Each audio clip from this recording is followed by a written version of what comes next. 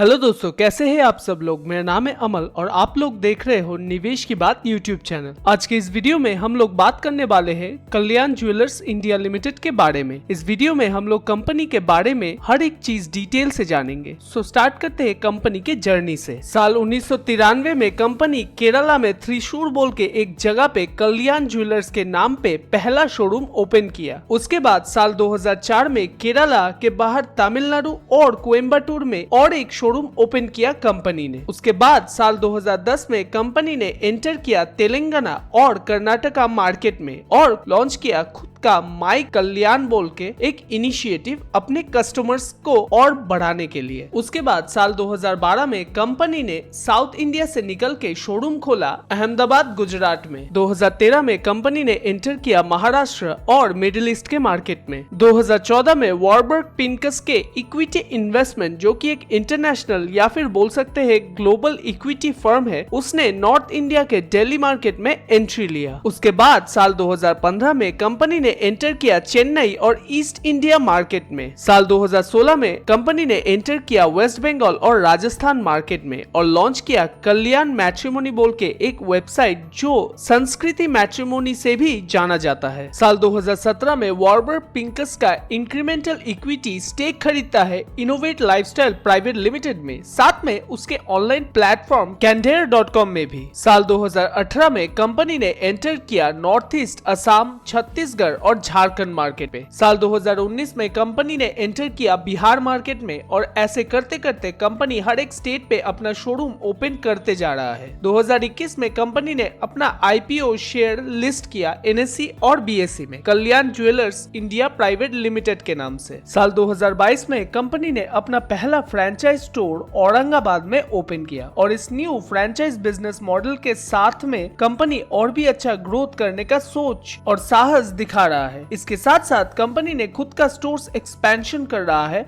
और साथ में नया इंडिपेंडेंट चेयरमैन को भी बोर्ड ऑफ डायरेक्टर्स में लाया है, जिनका नाम है विनोद राय, जो एक नॉन एग्जीक्यूटिव डायरेक्टर है। Q2 फाइनेंशियल ईयर 2026 में कंपनी का हो चुका है 300 कल्याण शोरूम, 96 कैंडेयर शोरूम्स इंडिया में, 38 कल्याण शोरूम मिडिल ईस्ट में और 2 कल्याण शोरूम USA में। लास्ट 12 महीने में कंपनी का रेवेन्यू हुआ है 2,85,841 मिलियन रुपए और प्रॉफिट आफ्टर टैक्स हुआ है 9,309 मिलियन रुपए। अब आइए कंपनी के कुछ इंफॉर्मेशन एक नजर में देख लेते हैं। सबसे पहले देखिए, कंपनी 32 साल पुराना कंपनी है और वेल एस्टेब्लिश्ड भी बहुत है। कैंडेयर के शोरूम को लेके टोटल 396 शोरूम है कंपनी का और 38 शोरूम है सिर्फ मिडिल ईस्ट में। कंपनी का 2 शोरूम USA यानी कि यूनाइटेड स्टेट्स ऑफ अमेरिका में भी है। टोटल 6 कंट्रीज में कंपनी का प्रेजेंस है। कंपनी का प्रेजेंस इंडिया के 23 स्टेट्स और यूनियन टेरिटोरीज में भी है। कंपनी का 1092 कल्याण ग्रास रूट स्टोर है। कंपनी के पास टोटल 15 प्रोक्यूरमेंट सेंटर है और कंपनी का टोटल 14,669 एम्प्लॉयज जुड़े हुए हैं कंपनी के साथ।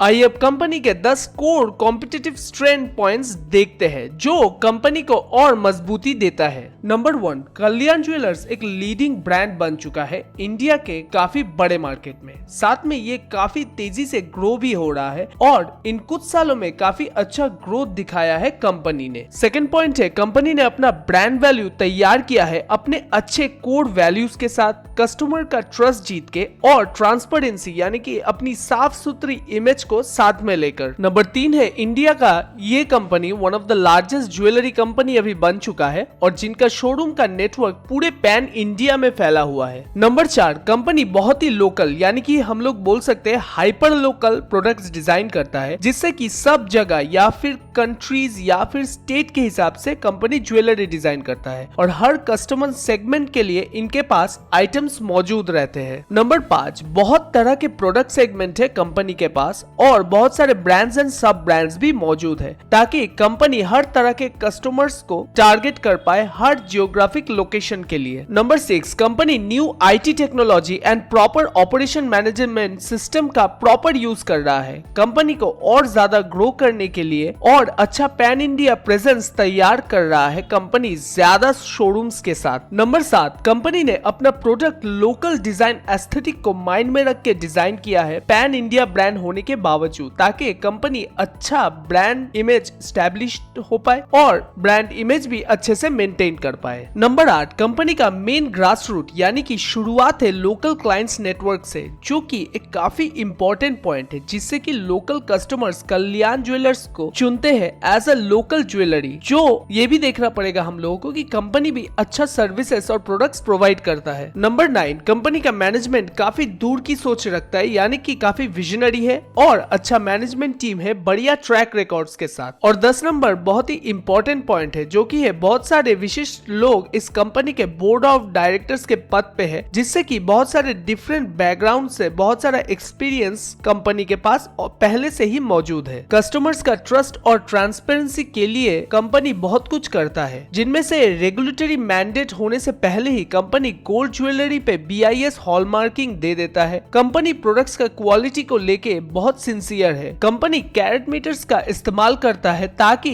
गोल्ड ज्वेलरी के प्योरिटी को वेरीफाई करवा पाए। कंपनी प्राइस टैग के बारे में अच्छे से डिटेल में जानकारी देता है ताकि प्राइस के साथ कस्टमर पहले से परिचित रह पाए और ट्रांसपेरेंसी हो। कंपनी का गोल्ड एक्सचेंज प्रोसेस भी काफी ट्रांसपेरेंट है ताकि कस्टमर्स देख सके अपने प्रोडक्ट्स का वैल्यूएशन और वेरिफिकेशन भी प्योरिटी के हिसाब से हो और कस्टमर्स के सामने ही ये सब कुछ होता है। कंपनी प्रोडक्ट्स का सर्टिफिकेशन भी करता है और गारंटी देता है प्योरिटी का, लाइफ टाइम मेंटेनेंस का और साथ में एक्सचेंज और बाईबैक का भी। कंपनी का आफ्टर सेल सर्विस काफी अच्छा है। स्टाफ ट्रेनिंग भी अच्छे से होता है ताकि रिपीट कस्टमर्स आए और रिपीट बिजनेस हो पाए कंपनी में। आइए अब कंपनी के कुछ ब्रांड एम्बेसडर्स के नाम जान लेते हैं। Number 1 Amitabh Bachchan, number 2 Jaya Bachchan, number 3 Katrina Kaif, number 4 Shweta Nandi Bachchan, number 5 Janhvi Kapoor, number 6 Kriti Sanon, number 7 Prabhu Ganesan, number 8 Nagarjuna Akkineni, number 9 Shiv Rajkumar, number 10 Kalyani Priyadarshan. और कुछ रीजनल इन्फ्लुएंसर्स भी कंपनी के साथ मर्ज्ड है, जैसे कि पूजा सावंत, रीतावड़ी चक्रवर्ती, किंजल राजप्रिया।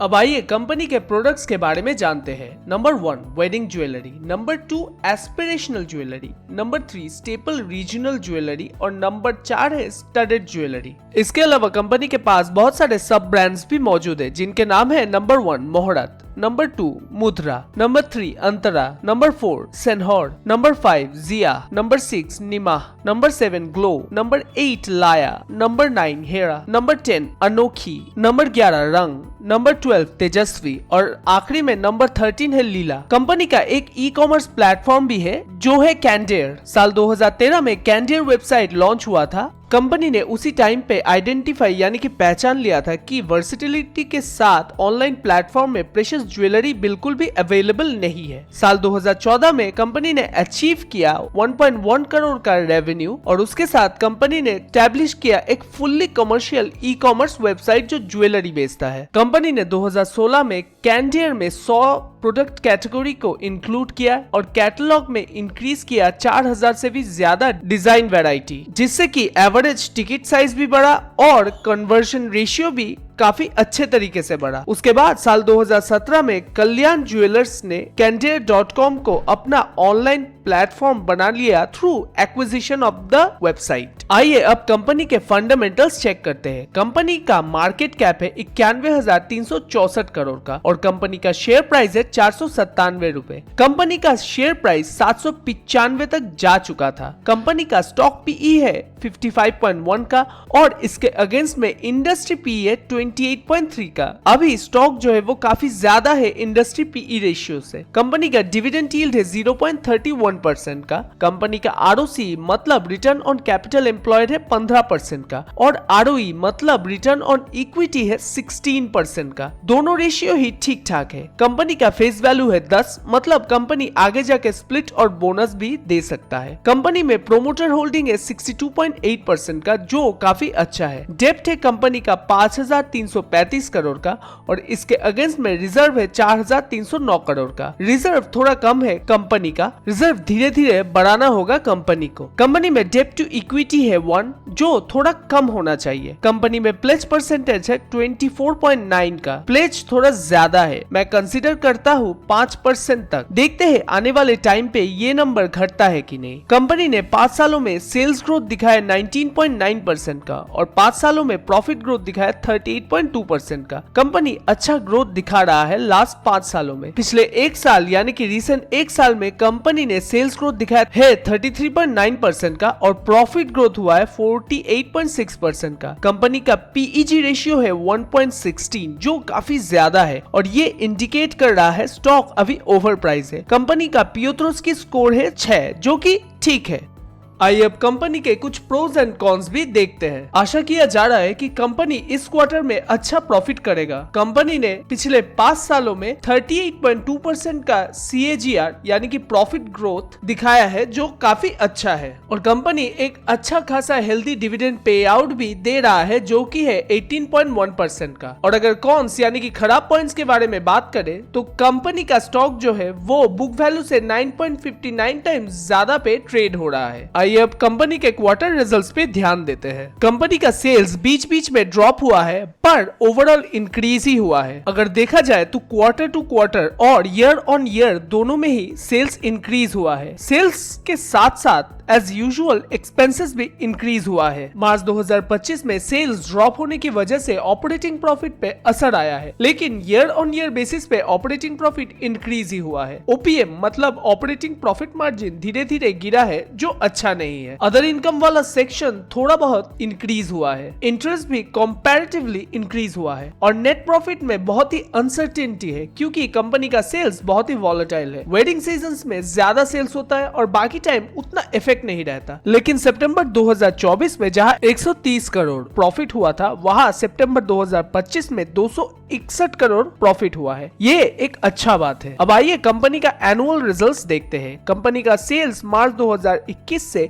इंक्रीज हो रहा है। मार्च 2021 में सेल्स किया था कंपनी ने 8,573 करोड़ का। उसके बाद मार्च 2022 में वो इंक्रीज होके हुआ 10,818 करोड़। मार्च 2023 में सेल्स किया 14,071 करोड़ का। मार्च 2024 में किया 18,548 करोड़ का सेल्स और मार्च 2025 में कंपनी ने किया है अभी तक 25,045 करोड़ का सेल और ट्रेलिंग 12 मंथ पे 28,584 करोड़ का सेल्स ऑलरेडी कर चुका है कंपनी। अगर देखा जाए तो मार्च 2021 से मार्च 2025 में सेल्स ग्रोथ लगभग 3 गुना हो चुका है। ऑपरेटिंग प्रॉफिट एनुअल रिजल्ट्स पे कुछ अलग ही दिख रहा है। कंटिन्यू हर साल अच्छा खासा प्रॉफिट इंक्रीज हो रहा है। मार्च 2023 में ऑपरेटिंग प्रॉफिट किया था कंपनी ने 1165 करोड़ का। उसके बाद मार्च 2024 में हुआ 1368 करोड़ का। मार्च 2025 में किया 1585 करोड़ का प्रॉफिट। एक चीज है, ऑपरेटिंग प्रॉफिट तो इंक्रीज हो रहा है लेकिन ऑपरेटिंग प्रॉफिट मार्जिन जो है वो घट रहा है जो थोड़ा प्रॉब्लमैटिक है। OPM इंक्रीज होने से और भी अच्छा होता। अदर इनकम सेक्शन में अच्छा खासा इंक्रीज हुआ है। कंपनी इंटरेस्ट इंक्रीज हुआ है और वो डेप्ट के लिए ही होगा और डेप्रिसिएशन भी इंक्रीज हो रहा है एनुअली। कंपनी का नेट प्रॉफिट में अच्छा खासा उछाल आया है। मार्च 2022 में नेट प्रॉफिट हुआ 224 करोड़ का। वहां से मार्च 2025 में नेट प्रॉफिट हुआ 714 करोड़ का। अब आइए कंपनी का बैलेंस शीट चेक करते हैं। इक्विटी कैपिटल जो है वो इंक्रीज हुआ है। कंपनी का बोरोइंग इंक्रीज हो रहा है हर साल और उसके अगेंस्ट में रिजर्व भी इंक्रीज कर रहा है लेकिन बोरोइंग से ज्यादा रिजर्व होना चाहिए बट इधर वो नहीं दिख रहा है। फिक्स एसेट्स इंक्रीज हो रहा है। सिर्फ मार्च 2023 में थोड़ा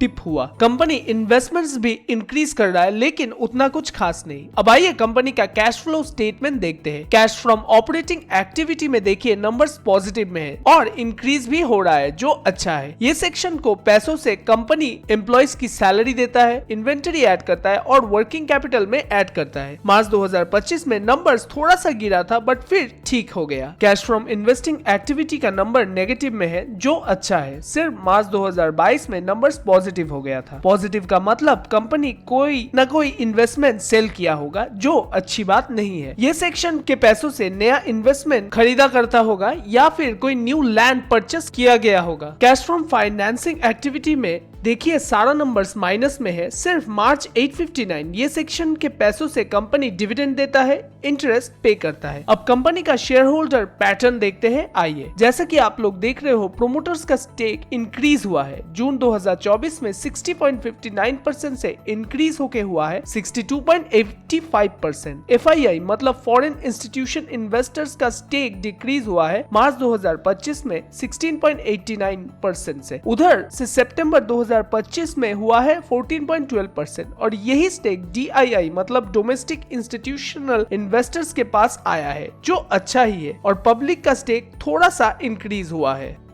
आइए अब कंपनी का लॉन्ग टाइम ऑब्जेक्टिव और प्रायोरिटीज देखते हैं। कंपनी चाहता है अपने सेम स्टोर्स पे सेल्स ग्रोथ करना मिड टू हाई सेल्स होगा सिंगल डिजिट पे, यानी कि 4 से 9% के अंदर। उसके बाद आता है रिटर्न प्रोफाइल। कंपनी एक capital efficient franchise store strategy लेना चाहता है ताकि कंपनी का सेल्स ग्रोथ और भी एक्सेलरेट यानी कि ज्यादा हो और ज्यादा बेटर ग्रोथ आ पाए। अभी के ROCE से जो कि है 23% लास्ट 12 महीने में अप्रोक्सीमेटली। कंपनी सिलेक्टिव कन्वर्शन करेगा उन स्टोर्स को जो कोको शोरूम से जिनको कंपनी फोको शोरूम्स में कन्वर्ट करना चाहता है। कोको का मतलब है company owned and company operated, then वहां से franchise owned and company operated, जिससे कैपिटल एम्प्लॉयड खटे बिजनेस में। उसके बाद कंपनी ने ऑलरेडी अपने ऐसे कुछ एसेट सेल किया है जो नॉन कोर एसेट्स है बोल सकते हैं, ताकि बैलेंस शीट थोड़ा हल्का हो पाए। कंपनी ने अपने movable non core asset sale already complete कर लिया है। नेक्स्ट पॉइंट है इंडिया एक्सपेंशन। कंपनी कोशिश कर रहा है नॉन साउथ मार्केट में और ज्यादा एक्सपेंशन, ताकि नॉन साउथ मार्केट से रेवेन्यू ज्यादा बढ़ पाए। इसीलिए नॉन साउथ मार्केट में और भी ज्यादा शोरूम्स नए नए खोले जा रहे हैं ताकि उस साइड से रेवेन्यू ज्यादा जनरेट हो पाए। नए शोरूम्स खोला जा रहा है जो कि बहुत ही ज्यादा जोर शोर से फ्रेंचाइज स्ट्रेटेजी का इस्तेमाल करके ओपन हो रहा है, ताकि कंपनी के ऊपर कैपिटल प्रेशर ज्यादा ना आए। और काफी सारे कैंडियर शोरूम स्टोर्स भी ओपन किया जा रहा है ताकि लोग ज्यादा लाइटवेट लाइफस्टाइल ज्वेलरी खरीद पाए और कंपनी इनसे प्रॉफिट भी कमा पाए। काफी नए रीजनल ब्रांड्स लॉन्च हो रहे हैं ताकि लोकल और अच्छे अच्छे प्रोडक्ट्स लॉन्च हो पाए लोकल डिजाइन्स के साथ, जिसका पहला ब्रांड लॉन्च होगा फिस्कल ईयर 2026 में। नेक्स्ट पॉइंट आता है international expansion. Company calculated expansion कर रहा है मिडिल ईस्ट साइड से, क्योंकि वहां पे पिछले 2 सालों से काफी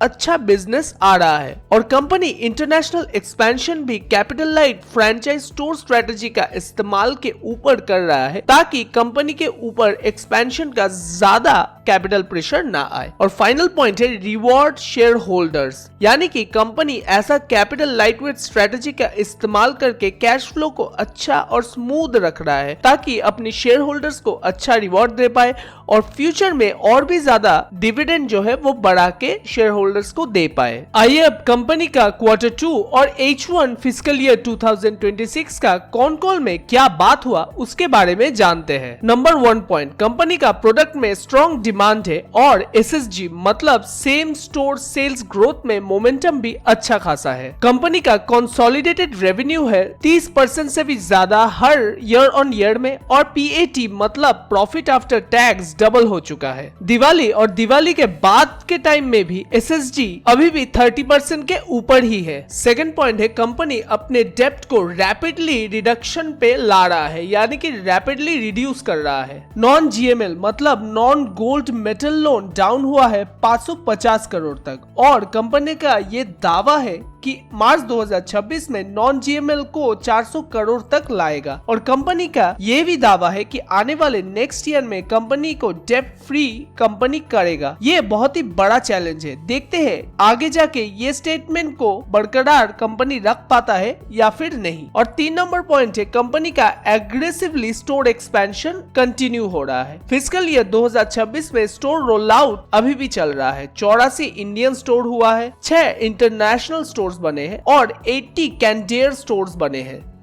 अब आइए कॉन कॉल में जो नेगेटिव पॉइंट्स था उसको भी देख लेते हैं। कंपनी एग्रेसिव एक्सपेंशन का टारगेट तो रखा है लेकिन एग्जीक्यूशन में भी काफी रिस्क है। फिस्कल ईयर 2026 के रोल आउट में अभी काफी हार्ड हो चुका है क्योंकि अगले 5 महीने में कंपनी को 40 कल्याण स्टोर्स खोलने, साथ में 50 कैंडियर स्टोर्स भी ओपन करने हैं। मैनेजमेंट ये मान चुका है कि काम काफी ज्यादा है और प्रेशर भी काफी ज्यादा है बिजनेस बढ़ाने के लिए फ्रेंचाइज के द्वारा, तो इसीलिए फ्रेंचाइज स्टोर एक्सपेंशन जो है वो थोड़ा हॉल्ट हो चुका है और जिस स्पीड से एक्सपेंशन कंपनी सोच रहा था उस स्पीड से नहीं हो रहा है। डिले होने का का काफी रिस्क है। कैंडिड शॉप्स अभी भी रेडी होना बाकी है। 30 रेडी हो चुका है, लेकिन अभी भी 80 शॉप्स प्लान्ड है, लेकिन खोला नहीं गया है। कैंडिड अभी भी कॉर्पोरेट लेवल पे एक लॉस मेकिंग कंपनी है। हालांकि कैंडिड में ग्रोथ हो रहा है, लेकिन फिर भी कंपनी 9 करोड़ के लॉस में है Q2 तक। कंपनी फिस्कल ईयर 2026 में सोच रहा है कि प्रॉफिट आफ्टर टैक्स न्यूट्रल होगा, यानी कि ना लॉस होगा ना प्रॉफिट होगा। ये कंपनी बहुत ज्यादा डिपेंडेंट है साल के बीच के टाइम पे जो सीजन आता है उसके ऊपर। उसके बाद ऑनलाइन और ऑफलाइन स्टोर एग्जीक्यूशन में इंटीग्रेशन एंड रिलोकेशन में भी काफी टाइम ज्यादा लग रहा है। उसके बाद फाइनली आता है मिडिल ईस्ट का वॉलेटाइल बिजनेस मार्केट। Q2 में सेम ग्रोथ सिर्फ 7% हुआ है, जो इंडिया से भी कम है। उसके बाद मिडिल ईस्ट का आता है सीजन का स्विंग।